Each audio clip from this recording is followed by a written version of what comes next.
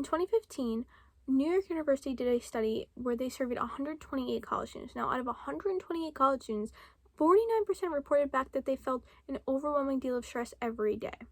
Now, we can only imagine what those numbers are like after the pandemic, when students have had to deal with online schooling, they've had to deal with a lack of social interaction, and they've had to deal with the uncertainty that the pandemic has brought.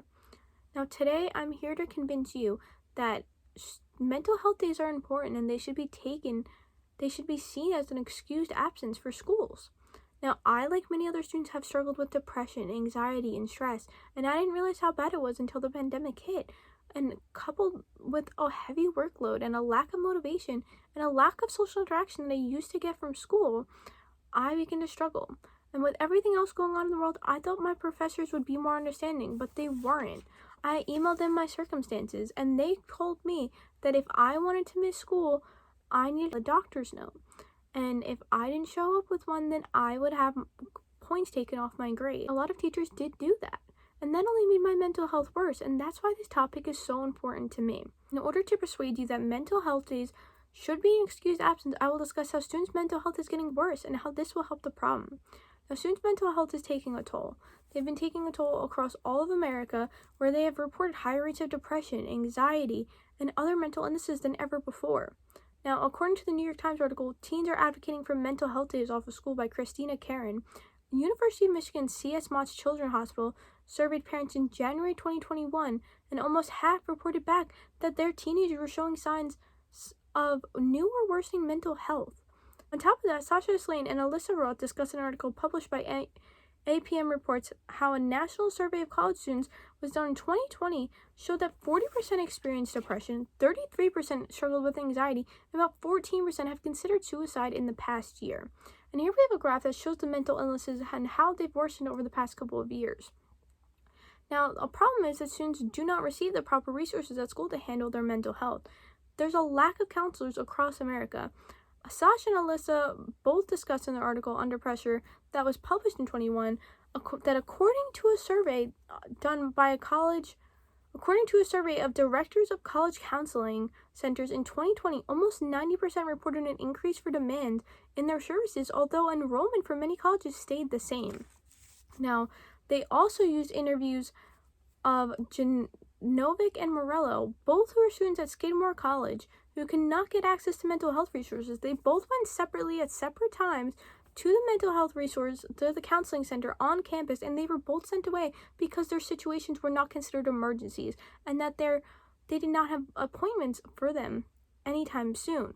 They were told to go into town to look for resources, which is unfair to students who pay to go there, and a lot of students struggle financially and cannot afford counselors off of campus.